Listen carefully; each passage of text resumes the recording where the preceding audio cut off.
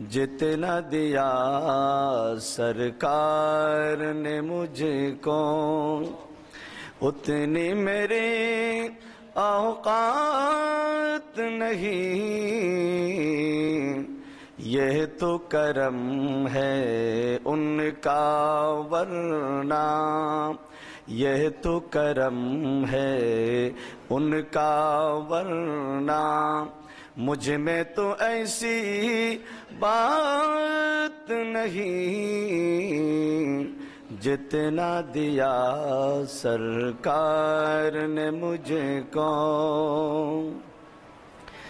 जिक्र नबी में दिन जो गुजरे वो दिन सबसे बेहतर है। जिक्र नबी में दिन जो गुजरे वो दिन सबसे बेहतर है।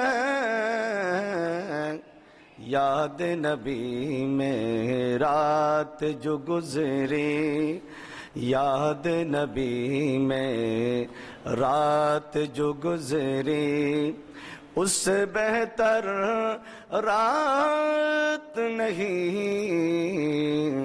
जितना दिया सरकार ने मुझको उतनी मेरी औकात नहीं। यह तो करम है उनका वरना मुझ में तो ऐसी बात नहीं। जितना दिया सरकार ने मुझको।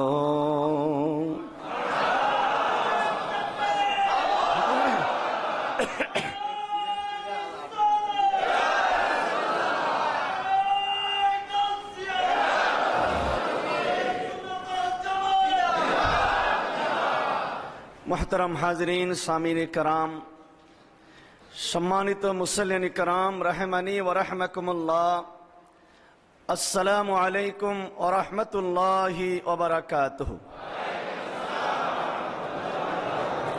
महान रब्बुल आलमीन अहकामुल हाकिमीনের আলিশান দরবারে লাখ কোটি শুকরিয়া আদায় করছি যে রব্বুল আলামিন দয়া মেহেরবানি করে আমাদেরকে আজকের এই পবিত্র মুহূর্তে গাউসুল আজম জামে মসজিদে এসে জুমার নামাজে শরীক শামিল হওয়ার তৌফিক দান করেছেন। আমরা সকলে মুহাব্বতের আওয়াজ বলি আলহামদুলিল্লাহ। নবীজি ইরশাদ করেছেন বুনিয়াল ইসলামু আলা খামসিন, ইসলামের ভিত্তি হচ্ছে 5টা পিলারের উপর। কয়টা স্তম্ভ? 5টা। তার মধ্যে 4টা স্তম্ভ যদি থাকে, একটা স্তম্ভ যদি না থাকে ওই বাকি 4টার কোনো ভ্যালু কোনো মূল্য নাই। আমাদের ঘর চারদিকে 4টা পিলার দিলে থাকবে। ছোট্ট একটা ঘর চারদিকে 4টা পিলার দিলাম, ওই ঘরটা থাকবে কি না?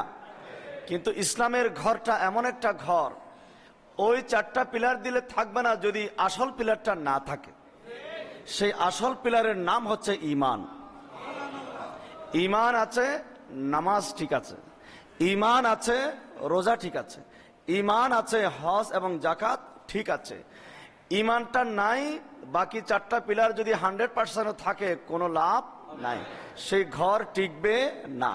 সারা জীবন নামাজ পড়লেন, সারা জীবন রোজা রাখলেন, সারা জীবন হজ করলেন, যাকাত দিলেন, কিন্তু ঈমান যদি ঠিক না থাকে আপনার সেই হজ যাকাত নামাজ ইবাদত বান্দেগী কোনো কাজে আসবে না। এই জন্য আমরা সবসময় ঈমানের কথা আগে বলি। অনেকে বলে যে আমলের একটু ওয়াজ করেন। কিসের ওয়াজ? আমলের ওয়াজ করেন। হ্যাঁ, অবশ্যই আমলের ওয়াজ করব, কারণ আমল আমাদের উপর ফরজ, নামাজ আমাদের উপর কি ফরজ। ফরজের কথা বলতে হবে, নামাজের কথা বলতে হবে, রোজার কথা বলতে হবে। আমরা নামাজ রোজা হজ যাকাতের ইন্ডিভিজুয়াল বিষয়বস্তু দিয়ে আমরা জুমার মধ্যে মাসের পর মাস ওয়াজ করে থাকি, ঠিক কিনা? রমজান মাস আসলে তো আমরা রমজানের উপরই ওয়াজ করি।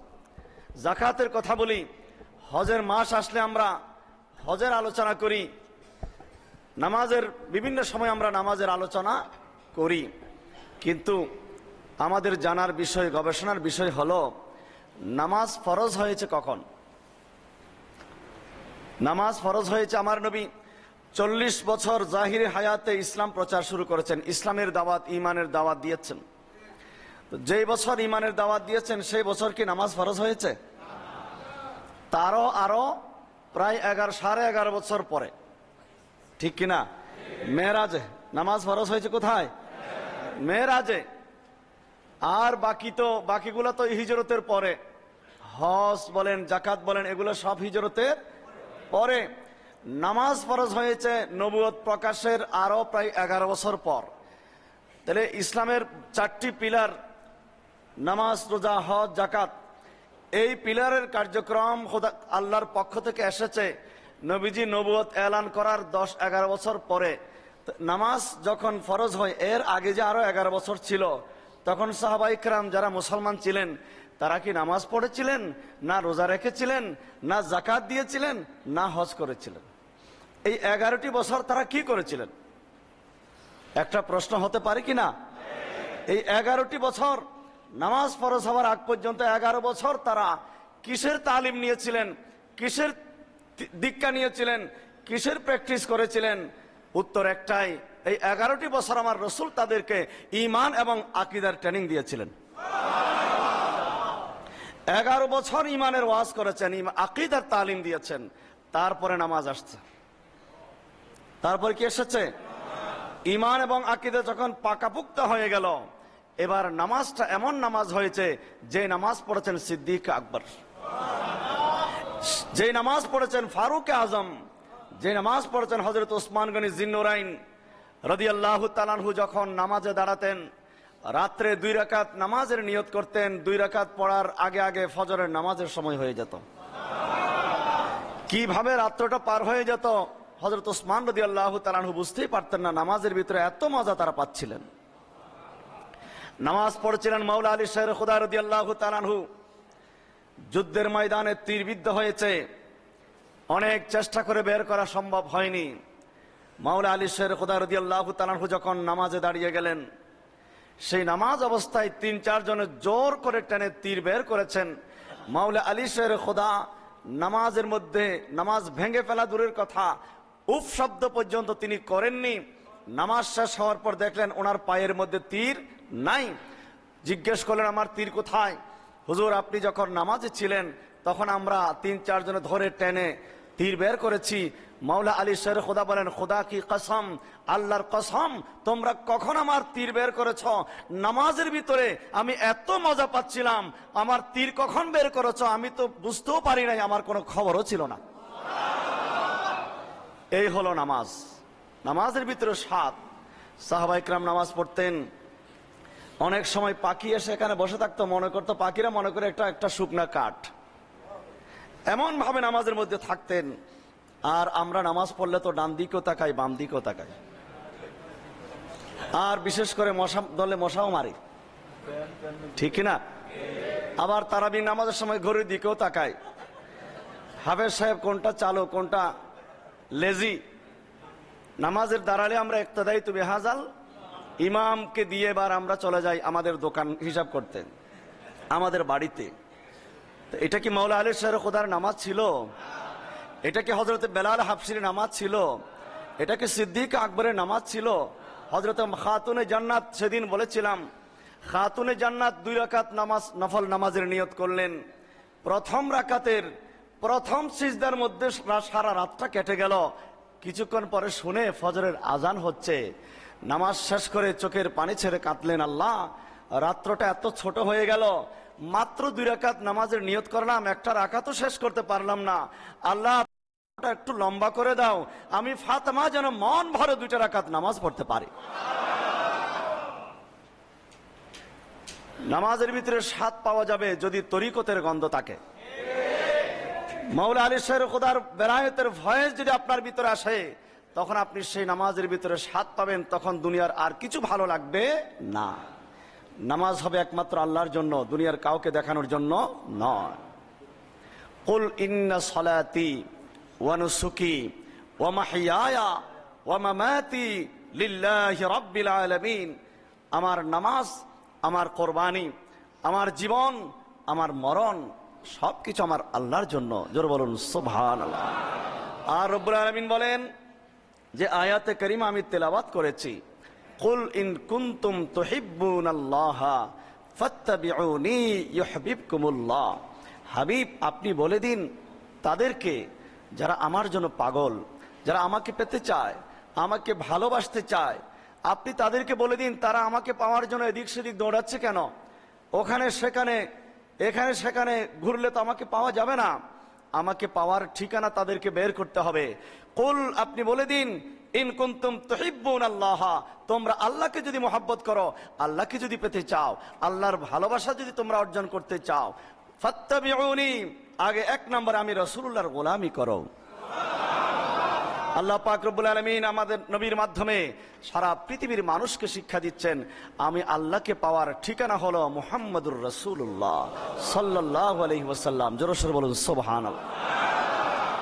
বখুদা খুদা কা হি হ্যায় দর, नहीं और को ये मफरमा कर, बखुदा खुदा का ही है दर, नहीं और को ये मफरमा कर, जो वहाँ से हो यही आके हो, जो यहाँ नहीं तो वहाँ नहीं, वो कमाल हुस्न हुजूर है।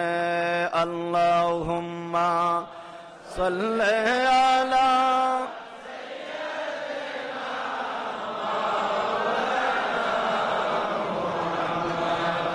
व अला आलि सय्यदिना মাওলানা।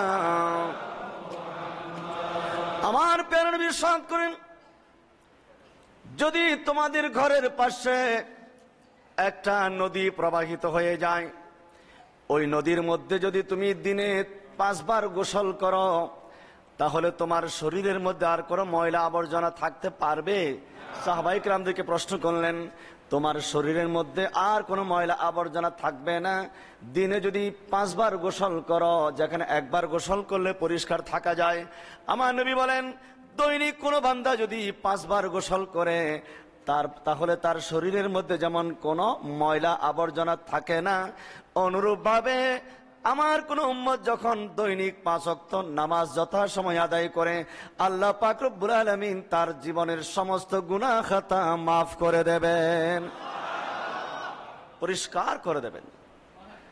as-salawatul khams wal jumu'atu ilal jumu'ah, 5 ওয়াক্ত নামাজ যে ব্যক্তি আদায় করে এবং এক জুমা থেকে আরেক জুমা যে ব্যক্তি আদায় করে, এই 5 ওয়াক্ত নামাজের 2 ওয়াক্তে ফজর এবং জোহরের মাঝে, জোহর এবং আসরের মাঝখানে, আসর এবং মাগরিবের মাঝে, মাগরিব এবং এশার মাঝে, এশা এবং ফজরের মাঝে, আবার বলেন এই জুমা থেকে আরেক জুমা পর্যন্ত, মুকাফফিরাতুন লিমা বাইনাহুন্না, এই মাঝখানে যত গুনাহ খাতা হয়েছে আল্লাহ পাক রব্বুল আলামিন এই নামাজের ওসিলায় সব মাফ করে দেবেন।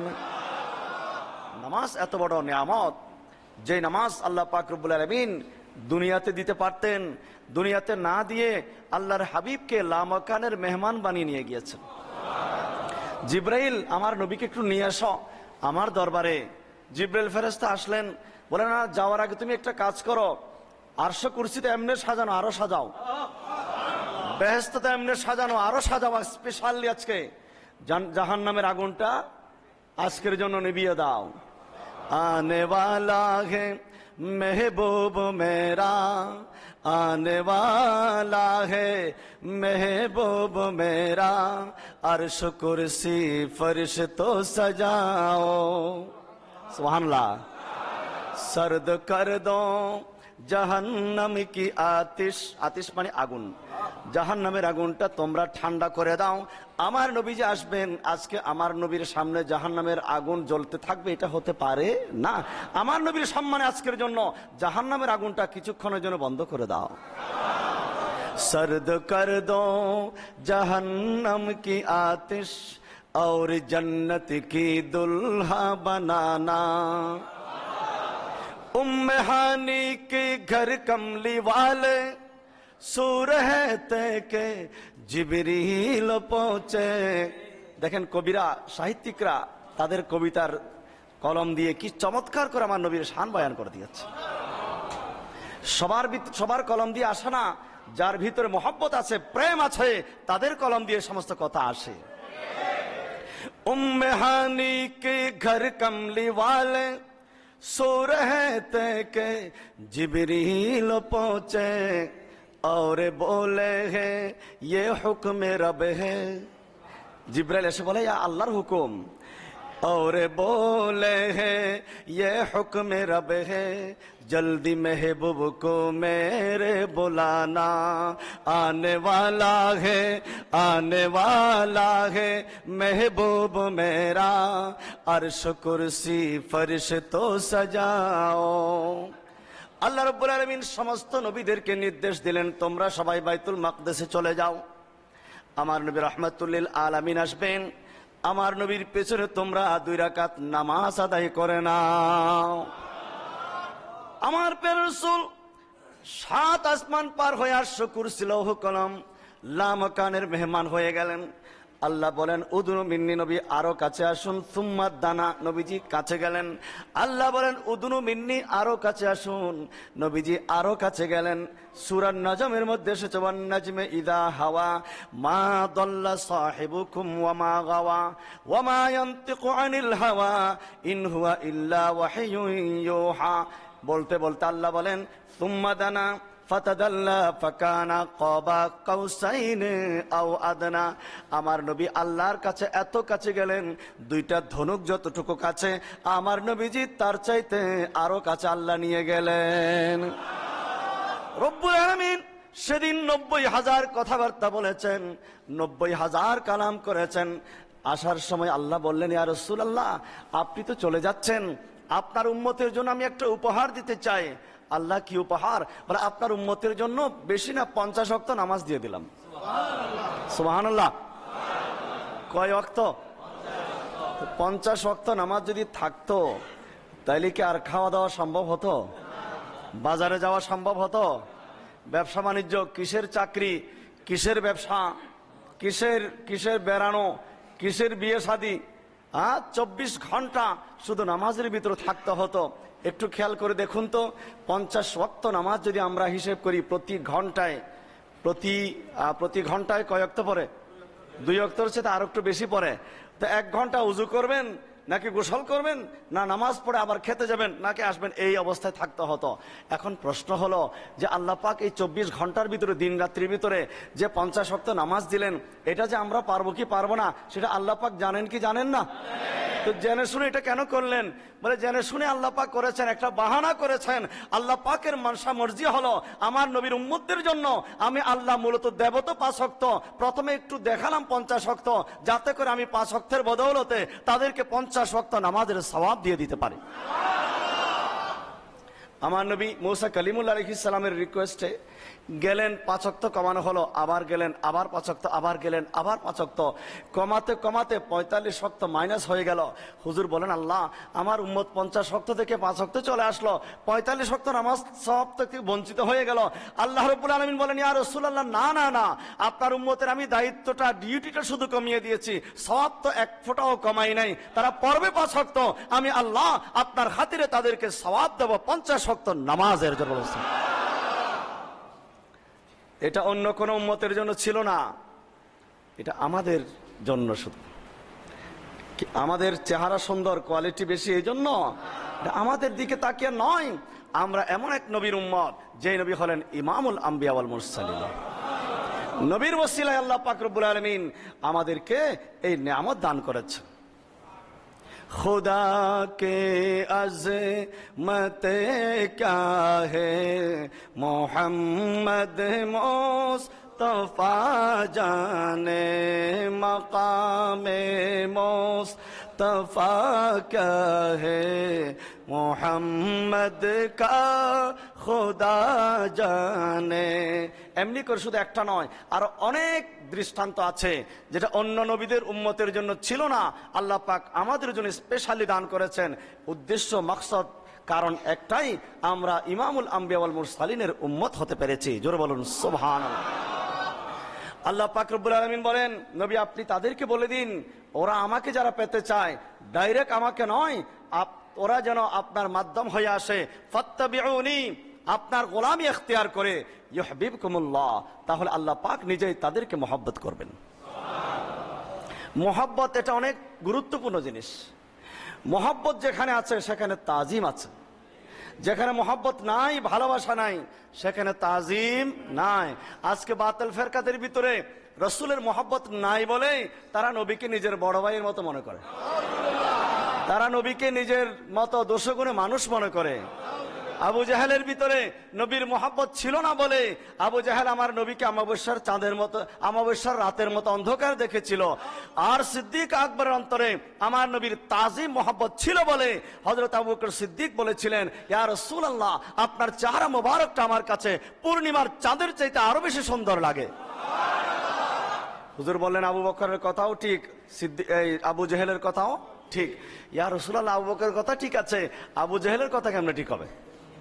বলে, হ্যাঁ, রুখে মুস্তফা এক আজবে আয়না। কোন এক কবি বলেছেন, আমার প্যারা রসুলের চেহারাটা হচ্ছে একটা আজব আয়না। আয়নার সামনে গেলে মানুষ দাঁড়ালে মানুষ দেখা যায়, গরু দাঁড়ালে গরু দেখা যায়, কুকুর দাঁড়ালে কুকুর দেখা যায়, বাঘ দাঁড়ালে বাঘ দেখা যায়, ঠিক কিনা? সিদ্দিক আকবর আমার নবীর চেহারার সামনে দাঁড়িয়েছে। সিদ্দিক আকবরের কলবের ভিতরে ইমানের নূর আছে বলে আমার নবীর চেহারার ভিতরে পূর্ণিমার চাঁদ দেখেছে। আর আবু জাহেল জাহেলিয়তের অন্ধকার, কুফরির অন্ধকার, শিরকের অন্ধকারের কারণে আবু জাহেল আমার রসুলের চেহারার ভিতরে মূলত আমার নবীকে দেখেনি, তার নিজের চেহারাই দেখেছে।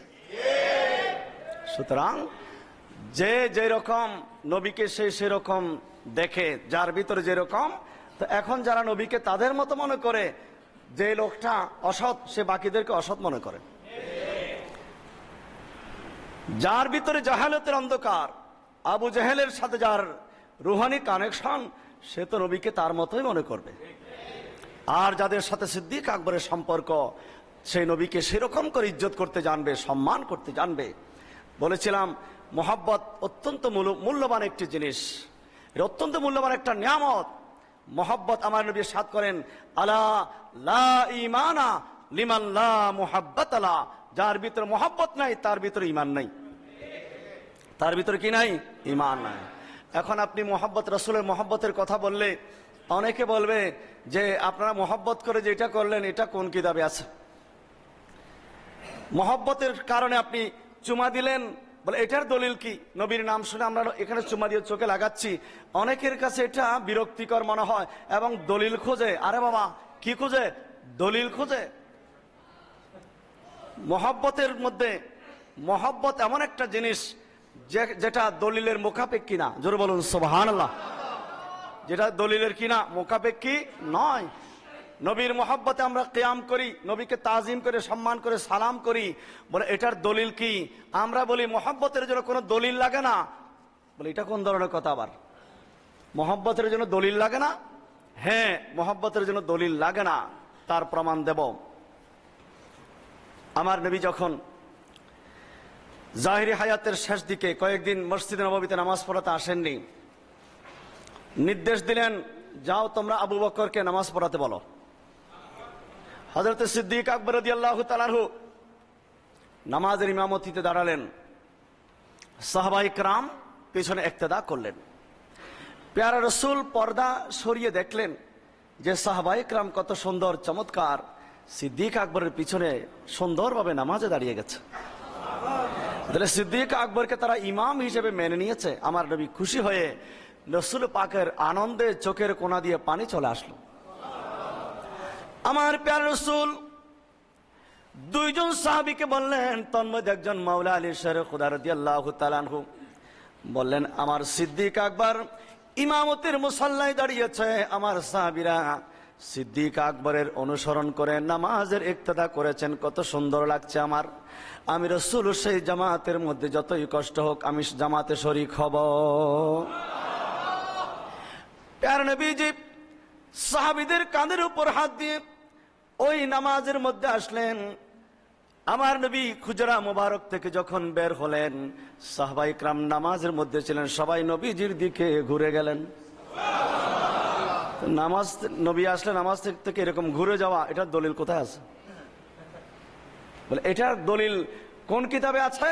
উত্তর হলো এটা মুহাব্বতের কিতাবে আছে। শুধু তাই নয়, হযরত আবু বকর সিদ্দিক রাদিয়াল্লাহু তাআলা আনহু ইমামতির মুসাল্লায় ছিলেন। যেই মাত্র তিনি অনুভব করতে পারলেন আমার প্যারা নবীজি এসেছেন, তিনি ইমামতির মুসাল্লায় আর দেরি করেন নাই, আস্তে করে পিছনে নেমে গেলেন। এটা সহিহ বুখারী শরীফের হাদিস। তোমরা তো বুখারী ছাড়া কিছু মানো না, বুখারী শরীফের হাদিস এটা। বাংলাদেশের প্রেসিডেন্ট, আমি কি ইমামতির মুসাল্লা থেকে নামতে পারবো? কোন মন্ত্রী, মিনিস্টার, এমনকি আমার কোন ওস্তাদও যদি এখন জামাতের মধ্যে এসে শরীক হয়ে যায়, আমি কি পিছনে নামতে পারবো? কিন্তু আমার নবীজি যখন আসলেন, হযরত সৈয়দনা সিদ্দিক আকবর রাদিয়াল্লাহু তাআলা আনহু ইমামতির মুসাল্লা থেকে পিছনে নেমে গেলেন। এটা সহিহ বুখারী শরীফের হাদিস। শুধু তাই নয়, রাসূল পাক সাল্লাল্লাহু আলাইহি ওয়াসাল্লাম ডাইরেক্ট বলেছেন, আবু বকর তুমি নামাজটা শেষ করে দাও, আবু বকর তুমি নামাজ চালিয়ে যাও। এটা নবীজির জবান থেকে বের হয়েছে।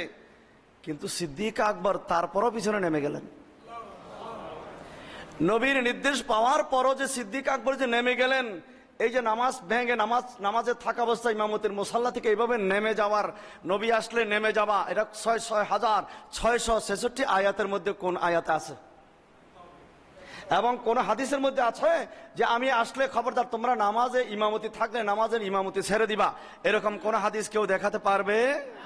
তাহলে সিদ্দিক আকবর কোন কিতাবের দলিল দিয়ে এই তাজিমটা করলেন? তাজিম করলেন তো করলেন একেবারে নামাজ থাকা অবস্থায়। বলে এটা কোন কিতাবের দলিল? বলে এটা মুহাব্বতের কিতাবের দলিল। বলেন না সুবহানাল্লাহ। কি বুঝলাম? নামাজ শেষ হয়ে গেল। আমার প্যারা রাসূল জিজ্ঞেস করলেন, মা মানাকা, আবু বকর আমি তোমাকে যখন নির্দেশ দিয়েছিলাম নামাজ চালিয়ে যাওয়ার জন্য, তোমাকে কে নিষেধ করলো আমার এই হুকুমটা পালন করতে? তখন হযরত আবু বকর সিদ্দিক বলেন, ইয়া রাসূলুল্লাহ, আপনার হুকুম পালন করা আমার জন্য আবশ্যক, ফরজ। কিন্তু এখানে মাল ইবনে আবি কুহাফাতা আইয়ুসাল্লিয়া নবী সাল্লাল্লাহু আলাইহি আইয়ুসাল্লিয়া বাইনা ইয়াদাই রাসূলিল্লাহ। আবু বকর, আবু কুহাফার ছেলে আবু বকরের কেমন সাহস আছে রাসূলুল্লাহ পেছনে নামাজ পড়বে, রাসূলুল্লাহকে পেছনে রেখে আবু বকরের সামনে ইমামতি করবে? এটা আবু বকরের দ্বারা সম্ভব না। আবু বকরের কেমন সাহস হয়েছে যে রাসূল পাককে পিছনে রেখে আবু বকর ইমামতি করবে? তাহলে কি বোঝা গেল? হযরত আবু বকর সিদ্দিক যেই কাজটা করলেন, এখন আমরা কি বলতে পারবো যে আবু বকর মস্ত বড় একটা অন্যায় করেছেন, ভুল করেছেন? আবু বকর সিদ্দিক রাসূল পাকের নির্দেশ পালন করেন নাই, এটা আজ পর্যন্ত কোনো মুফতি, কোনো মুহাদ্দিস বলতে পেরেছে এবং পারবে না। এখানে হুকুম পালন করার চাইতে তাজিম রাসূলটা আরো বড় দায়িত্ব ছিল। এটাই হলো মুহাব্বত। মুহাব্বতের জন্য দলিল লাগে না।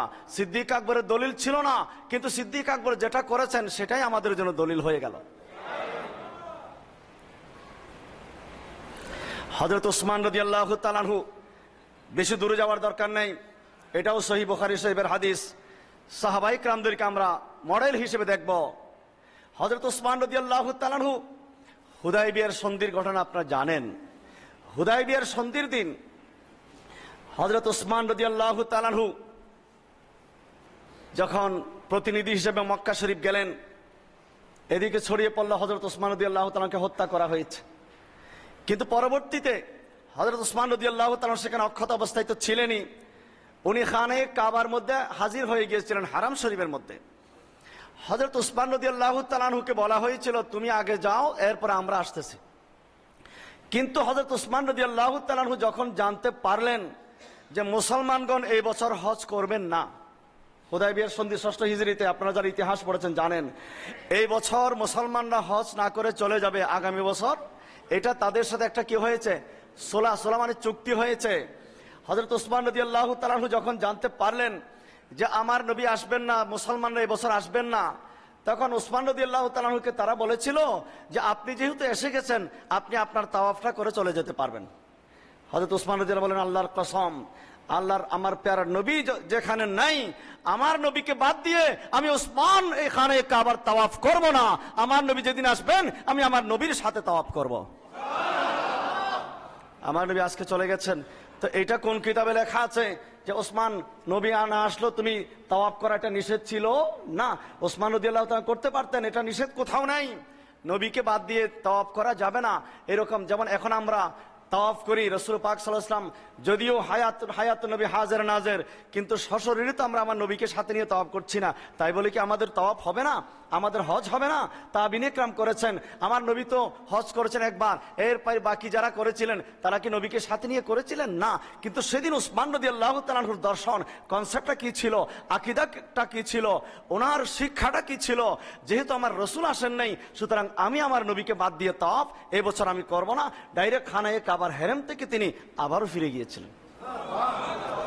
এটা কোন কিতাবে আছে? দলিল কি? বলে এটা দলিল লাগে না, এটার নাম হলো মোহাব্বত। এটা মোহাব্বতের কিতাবে আছে। এবং উসমান রাদিয়াল্লাহু তাআলা যখন করে ফেলেছেন, এটা আমাদের জন্য দলিল হয়ে গেছে।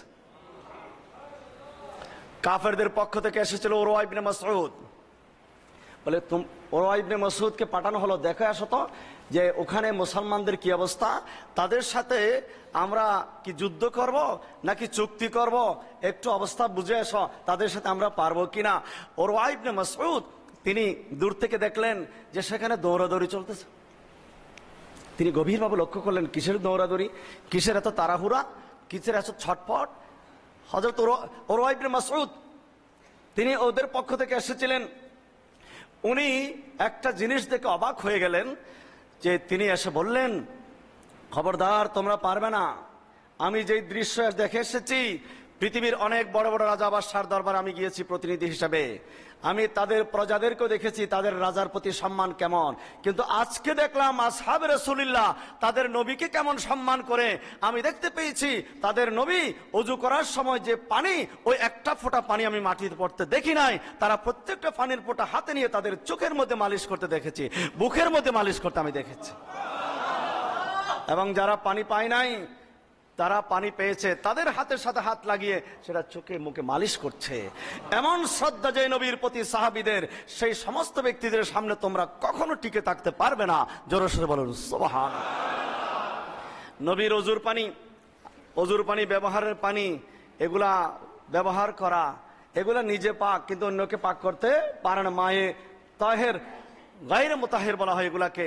ব্যবহৃত পানি, আমার প্যারা রাসূলের ব্যবহৃত উজুর পানিগুলা এইভাবে হাতে নিয়ে চোখে লাগানো, মুখে লাগানো কোন সহিহ হাদিসের মধ্যে আছে? এখন বলে হাদিসে না থাকলে সেটা করা যাবে না। তো এটা কোন হাদিসে আছে? সাহাবা ইকরাম যে অমুক হাদিসের উপর আমল করেছেন, রাসূল পাকের উজুর পানিগুলা নিয়ে নিয়ে মুখে মালিশ করেছেন, এটা কোন হাদিস থেকে পেয়েছেন? বলে এটা কোন হাদিস লাগে না, এটার নাম মোহাব্বত, এটা মোহাব্বতের কিতাবে আছে। হযরত ওয়াইসুল কারনী রাদিয়াল্লাহু তাআলা আনহু, আপনার একটা আঙ্গুল আপনি ইচ্ছা করে কাটতে পারবেন? এটা সম্পূর্ণ কবিরা গুনাহ, এটা খুদকুশি, আত্মহত্যার শামিল। কারণ এই আঙ্গুলের মালিক আপনি নন, আঙ্গুলের মালিক আল্লাহ। আপনার চক্ষু খুলে আপনি দিয়ে দিতে পারবেন? সেই অধিকার আপনাকে দেওয়া হয়নি। আপনার নিজে ইচ্ছা করে আপনার নাক আপনি কাটতে পারবেন না, কান কাটতে পারবেন না, আঙ্গুল কাটতে পারবেন না, কোনো কারণ ছাড়া, হয়তো অসুস্থতার জন্য, সেটা ভিন্ন ব্যাপার। দাঁত এমনি কাঁচা একটা দাঁত, কোনো কারণ ছাড়া, ওজর ছাড়া আপনি একটা কাঁচা দাঁত ফেলে দিতে পারবেন না, এটা জায়েজ নাই, হারাম।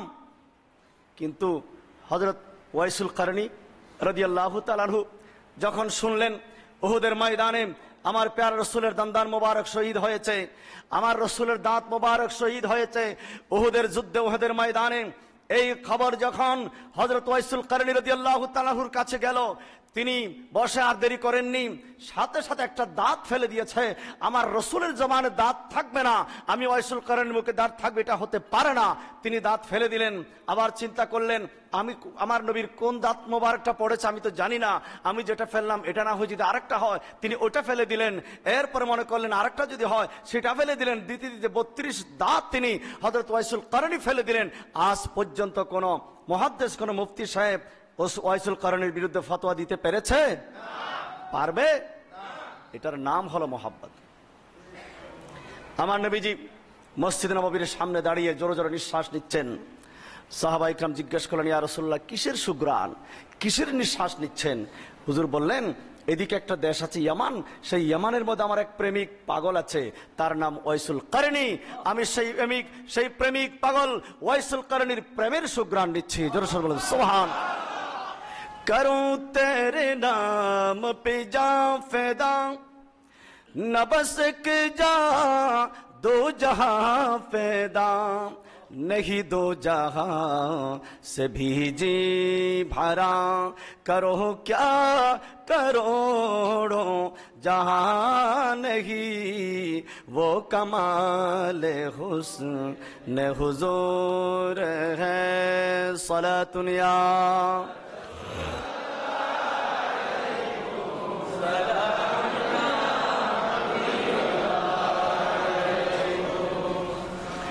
এটার নাম হলো মোহাব্বত। এটার নাম কি? মোহাব্বত পৃথিবীর যে কোনো প্রান্ত থেকে করলে সেই মোহাব্বতের খবর আমার নবীর মদিনাতুল মুনাওয়ারা পৌঁছে যায়। ইন্নী আসমাউ সালাত আহলে মুহাব্বতি। সারা পৃথিবীর যে কোনো প্রান্ত থেকে আমার প্রেমিক পাগলরা যখন আমার উপর দুরুদ ও সালাম প্রেরণ করে, নবীজি সাদ করেন, আমি মদিনাতুল মুনাওয়ারা থেকে তাদের দুরুদের আওয়াজ আমার কানে শুনতে পাই। শুধু তাই নয়, ওয়ানা আরিফুহুম, আমি রাসূল তাদের সকলকে চিনি।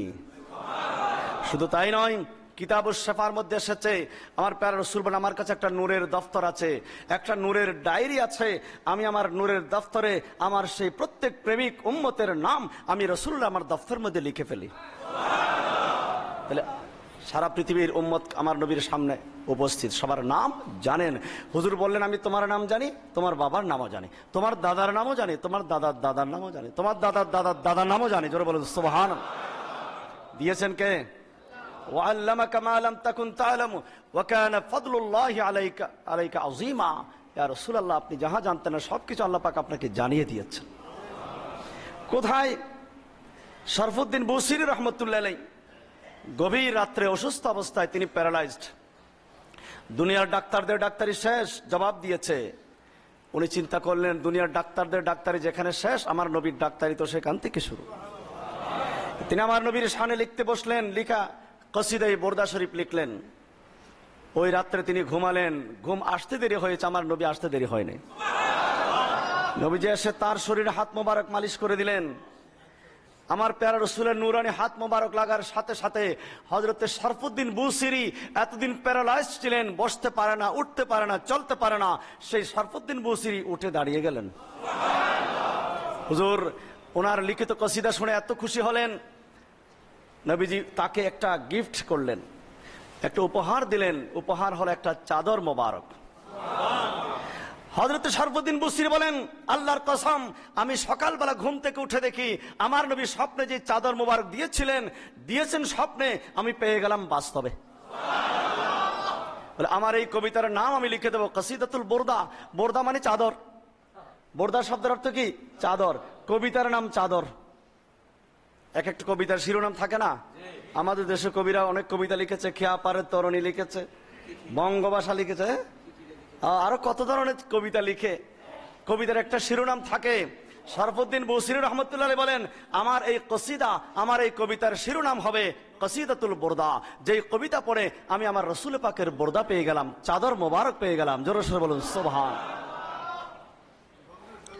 মাওলায়া সাল্লি ওয়া সাল্লিম দাইমান আবাদান আলা হাবিবিকা খায়রিল খালকি কুল্লিহিম মুহাম্মাদুন সাইয়্যিদুল কাউনাইনি ওয়া সাকালাইন মুহাম্মাদুন সাইয়্যিদুল কাউনাইন ওয়া সাকালাইন ওয়াল ফারিকাইন মিন উরবিন ওয়া মিন আজামি মাওলায়া সাল্লি ওয়া সাল্লিম দাইমান আবাদান আলা হাবিবিকা খায়রিল খালকি কুল্লিহিম।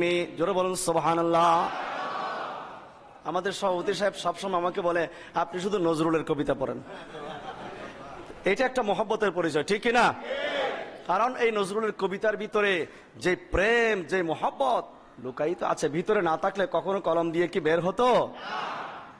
আলা হযরত আজিমুল বারকাত এই কসিদা লেখার মাধ্যমে আমার নবীর কাছে গিয়েছেন।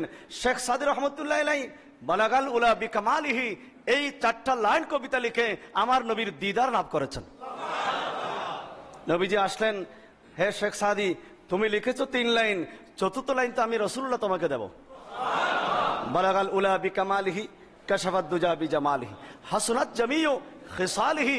এতটুকু শেখ সাদির লেখা, 4th লাইনটা শেখ সাদির ছিল না।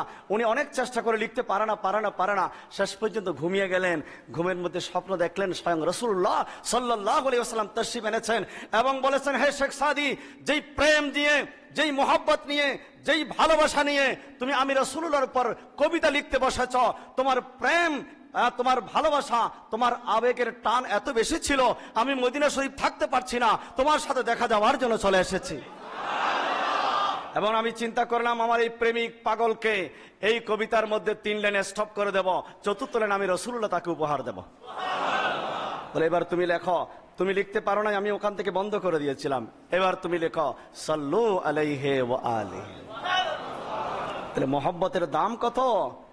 মহব্বত সিদ্দিক আকবরকে দেখেন, রাসূলুল্লাহর মহব্বত যদি দেখতে হয় ফারুক আজমকে দেখেন, রাসূলুল্লাহর মহব্বত যদি দেখতে হয় হযরত উসমান গনি জিন্নুরাইনকে দেখেন, মহব্বত যদি দেখতে হয় মাওলা আলী শের খোদাকে বলেছিলেন তুমি আমার বিছানায় শুয়ে থাকো, দুশমনরা এসেছে, আমি রাসূলুল্লাহ আল্লাহর হুকুমে যাচ্ছি।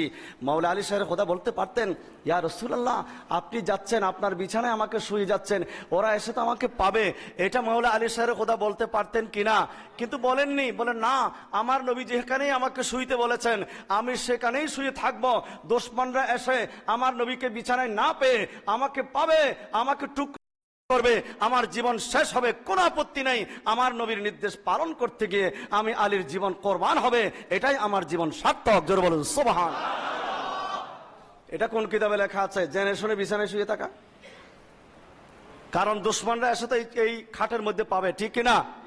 উনি বলতে পারতেন ইয়া রাসূলুল্লাহ কোনো অসুবিধা নেই, আপনি যান, আমি আমার ঘরে গিয়ে নিরাপদে থাকি, আপনার এই আমানতগুলো আমি বাকি 3 দিনের ভিতরে দিয়ে দেব, এই বিছানায় শুইতে হবে এরকম কোনো কথা নাই। এরকম একটা আবেদন করতে পারতেন, সে আবেদন করেননি। জেনে শুনে সেই বিছানায় তিনি শুয়ে থাকলেন, দুশমনরা এসে তো ওনাকে পাবে, ঠিক কিনা? এটা জেনে শুনে যে শুয়ে আছেন এটার নাম মহব্বত। এটা কোন কিতাবে লেখা আছে? এটা কোনো কিতাব লাগে না, এটা মহব্বতের কিতাবে লেখা আছে। মহব্বত থাকলে ইমানদার হওয়া যাবে। লা ইউমিনু আহাদুকুম হাত্তা আকুনা আহাব্বা ইলাইহি মিন ওয়ালিদিহি ওয়া ওয়ালাদিহি ওয়ান নাস আজমাইন। অনুরূপ ভাবে এই আহলে সুন্নাত ওয়াল জামাত এই যুগে যুগে যে সমস্ত মহব্বতের আমল আমরা করে থাকি, তাকবীরুল ইবহামাইন, মিলাদ, কিয়াম, সব কিছুর দলিল, সব কিছু সরাসরি আছে, আবার কিছু ইশারা ইঙ্গিত আছে। কারণ শরীয়তের দলিল দিতে গেলে 4টা নিয়ম আছে। একটা দালাল ইবারাতুন নাস, আর একটা ইশারাতুন নাস, আর একটা দালালাতুন নাস, আর একটা ইক্তেজাউন নাস। এটা উসুলে ফিকহের কায়দা।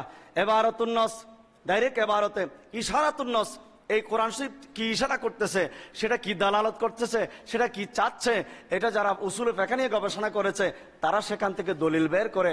এই জন্য তো আমাদের শরীয়তের বিধান 4টা, কোরআন, সুন্নাহ, ইজমা, কিয়াস। শুধু কোরআন নিয়ে বসে থাকলে হবে না, সুন্নাহ নিয়ে বসে থাকলে হবে না, কোরআন ও সুন্নাহ লাগবে। আবার সাহাবা ইকরামের কিছু ইজমা আছে সেটা দেখতে হবে, আবার কিয়াসও লাগবে। বিমানে নামাজ পড়া যাবে কি যাবে না এটা ডাইরেক্ট আপনি কোরআনে পাবেন না, কোন হাদিসও আপনি পাবেন না, এটা আপনাকে কিয়াস করতে হবে। সেই জন্য কিয়াসের দরজা খোলা। কিয়ামত পর্যন্ত যারা মুস্তাহিদ, যারা গবেষক, যারা কোরআন এবং হাদিসকে সামনে রেখে নতুন নতুন মাসালা, এই মাইক এক সময় ছিল না, কোরআন শরীফের কোথাও নাই মাইক দিয়ে নামাজ পড়ানো, আজান দেওয়া, ইবাদত বন্দেগী করা, হাদিসের কোথাও নাই, যেহেতু মাইকেই ছিল না। কিন্তু এখন জায়েজ কিনা গবেষণা করে দেখা গেল যে আমাদের মসজিদ আলহামদুলিল্লাহ এখন 2য় তলা, এটা যদি এক সময় 5 তলা হয়, তো আমি যদি মাইক ছাড়া নামাজ পড়ি, আমি রুকুতে গেলে এই নিচতলার মুসল্লিরা রুকুতে যাবে, 2য় তলা ওরা দাঁড়ায় থাকবে, আমি সিজদায় গেলে 2য় তলারা রুকুতে যাবে, এরপর আমি 2য় সিজদা করলে 3য় তলারা রুকুতে যাবে, মানে প্রথম রাকাত শেষ, ওই 5 তলা যারা আছে তারা আস্তে আস্তে তখন রুকুতে যাবে। এরকম উলট পালট হয়ে যাবে কি যাবে না? হারাম শরীফ দেখুন, মদিনা শরীফ, লক্ষ লক্ষ, 10 লক্ষ 15 লক্ষ মানুষ, আপনি যদি এখন মাইক ছাড়া নামাজ পড়েন, অবস্থাটা কেমন হবে? তাহলে যুগের চাহিদা মোতাবেক তাখতালিফুল মাসআলাতু বিইখতিলাফিজ জামান, উসুলে ফিকহের একটা কায়দা আছে, যুগের পরিবর্তনে, সময়ের পরিবর্তনে অনেক সময় মাসালাও পরিবর্তন হয়ে যায়। মাসালা ডেভেলপ করতে হয়, মাসালার পরিবর্তন আনতে হয়, তো এগুলোর নাম হচ্ছে কিয়াস। কোরআন, সুন্নাহ, ইজমা, কিয়াস, শরীয়তের 4 ভিত্তি। এটার উপর যারা চলে তারা হলো আহলে সুন্নাত ওয়াল জামাত। মূল কথা বলেছিলাম, কুল ইন কুনতুম তুহিব্বুনাল্লাহ ফাত্তাবিউনি ইউহিব্বুকুমুল্লাহ ওয়া ইয়াগফির লাকুম যুনুবাকুম ওয়াল্লাহু গফুরুর রহিম। আল্লাহ বলেন, তোমরা যদি আমার নবীর গোলাম হতে পারো, আমি আল্লাহ তোমাকে ভালোবাসবো এবং আমি আল্লাহ তোমার গুনাহ মাফ করে দেব। এটা মনে করেন আমি মাফ করতে পারবো না, আল্লাহু গফুরুর রহিম, আল্লাহ পাক ক্ষমাশীল এবং দয়াবান। রব্বুল আলামিন পেয়ারা নবীজির মহব্বতের মাধ্যমে আল্লাহর সান্নিধ্য হাসিল করার আমাদের সকলকে তৌফিক দান করুন, আমিন। আরো জোরে বলুন আমিন।